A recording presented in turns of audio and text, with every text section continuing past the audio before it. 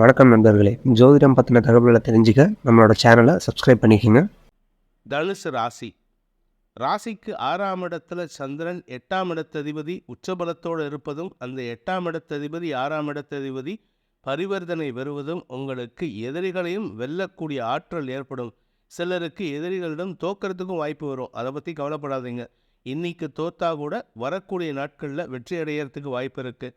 எதிரிகளால் ஏற்பட்ட மனக்கவலைகள் விலகக்கூடிய வாய்ப்பு இருக்குது. அரசாங்க வகையில் இருந்த குழப்பங்கள் நிவர்த்தியாகும். தந்தை வழியில் எதிரித்தன்மையுடன் செயல்பட்டவர்கள் கூட உங்களிடம் அன்பு பாராட்டக்கூடிய வாய்ப்பு இருக்குது.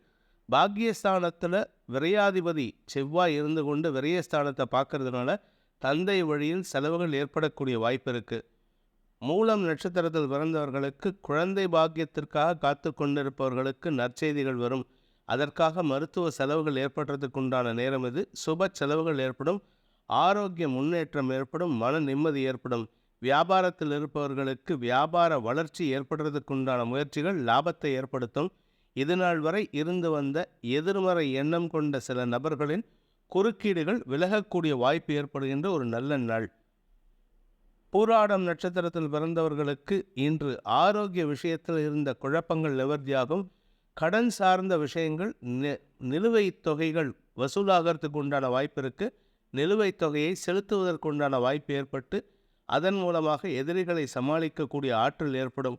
அரசாங்கத்துக்கு செலுத்த வேண்டிய வரி பாக்கிகள் கூட இப்பொழுது செலுத்துவதற்குண்டான முயற்சிகள் லாபத்தை ஏற்படுத்தும். வெளிநாட்டு பிரயாணங்கள் போன்ற முயற்சிகள் சந்தோஷத்தை ஏற்படுத்தக்கூடிய வகையில் இருக்குது. திடீர் தேவையில்லாத பிரச்சனைகளில் மூக்கை நுழைச்சிங்கன்னா, தலையிட்டீங்கன்னா, அடுத்தவங்க விஷயத்தில் தலையிட்டீங்கன்னா அபவாத பெயர் வரத்துக்கு வாய்ப்பு இருக்குது. தேவையில்லாத கெட்ட பெயர் ஏற்படுத்திக்காமல் இருக்கிறதுக்கு முயற்சி பண்ணுங்கள். உத்திராடம் நட்சத்திரத்தில் பிறந்தவர்களுக்கு எதிரிகள், அரசாங்க எதிரிகள் மூலமாக உங்களுக்கு தடுமாற்றங்கள் ஏற்படும். நீங்கள் அரசு இயந்திரத்துடன் மோதல் போக்கை கடைபிடிக்காமல் இருப்பது உங்களுடைய நன்மைக்கு வழிவகுக்குமே தவிர அவர்களுக்கு அதனால் எந்த லாபமும் கிடையாது. நீங்கள் தான் இழப்பை சந்திக்கிறதுக்கு வாய்ப்பு இருக்குது.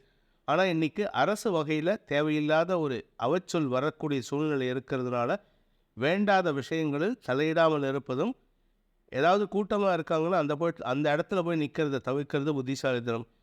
அரசாங்கத்துக்கு எதிராக கோஷம் போடுவது, அரசாங்கத்துக்கு எதிராக நோட்டீஸ் அனுப்புவது, இமெயில் ஃபார்வர்ட் பண்ணுறது, இல்லை வாட்ஸ்அப் ஸ்டேட்டஸ் வைக்கிறதெல்லாம் இன்றைக்கி அவாய்ட் பண்ணுறது நல்லது. வேண்டாத பிரச்சனைகளை தவிர்ப்பதற்கு உதவிகரமாக இருக்கும்.